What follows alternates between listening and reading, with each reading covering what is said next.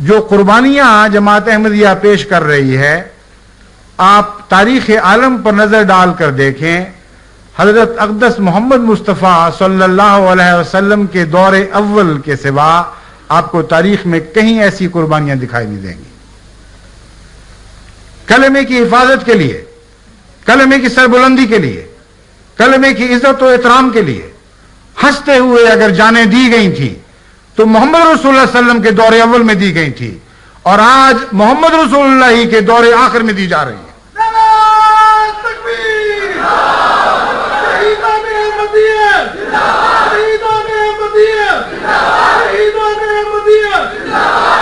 ہمیں کافر اور مرتد قرار دینے والے،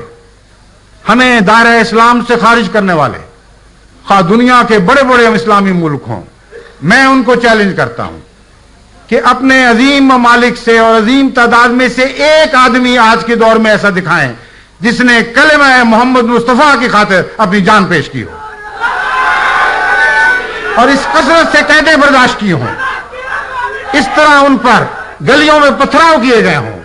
ان کو گلیوں میں گھسیٹا گیا ہو، رسوا کیا گیا ہو، ذلیل کیا گیا ہو، ان کی مساجد کو منہدم کیا گیا ہو، ان کے حج کے راستے بند کر دیے گئے ہوں۔ اگر یہ واقعات محمد رسول اللہ صلی اللہ علیہ وسلم کے دور اول کے سوا کسی دور میں ہیں تو مجھے نکال کے دکھاؤ، اور اگر آج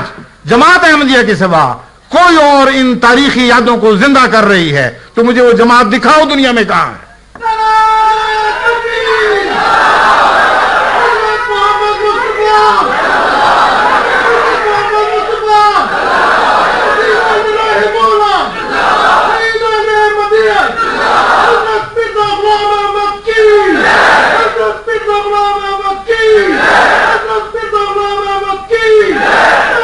اے جماعت احمدیہ،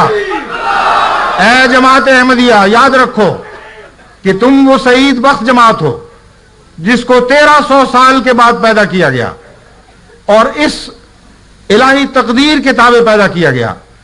کہ وآخرین منہم لما یلقوا بہم،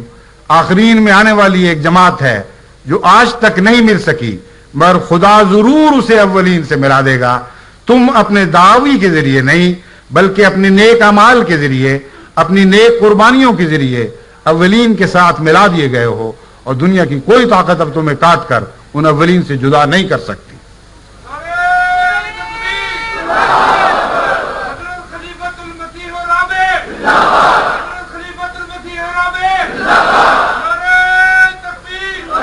لیکن ایک بات یاد رکھنا، اس کے نتیجے میں تمہارے اندر کوئی غرور اور تکبر پیدا نہ ہو، کیونکہ یہ آیت ابھی کچھ باقی ہے۔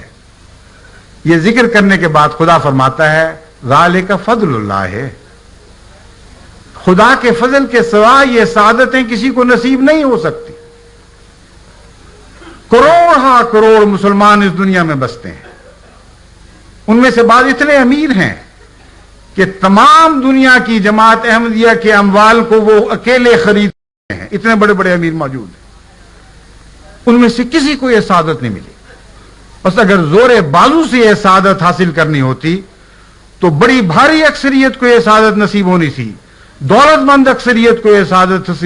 نصیب ہونی تھی، طاقتور ملکوں کو یہ سعادت نصیب ہونی تھی۔ یہ سعادت اگر نصیب ہوئی تو ایک غریب عاجز جماعت کو نصیب ہوئی، جس کے غرباء بہت قربانیاں کر کے دور دور سے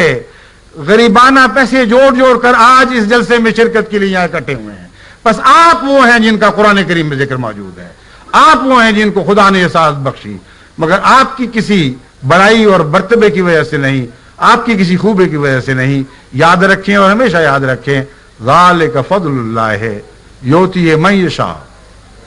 جب خدا کسی کو فضل بخشنے کا فیصلہ فرما دیتا ہے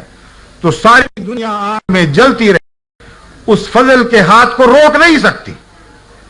اور خدا کا فضل ضرور ان جماعتوں کو پہنچتا ہے جن کے حق میں وہ فضل نازل کرنے کا فیصلہ فرما دیتا ہے۔ یؤتی ہے من یشاء، جس کو چاہتا ہے وہ دیتا ہے، واللہ ذو الفضل العظیم۔ بس یہ فضل آپ کو عطا ہوا، اب اس فضل کی اپنی مزید قربانیوں کے ذریعے اور احمدیت سے وفا کے ذریعے حفاظت کرتے چلے جائیں۔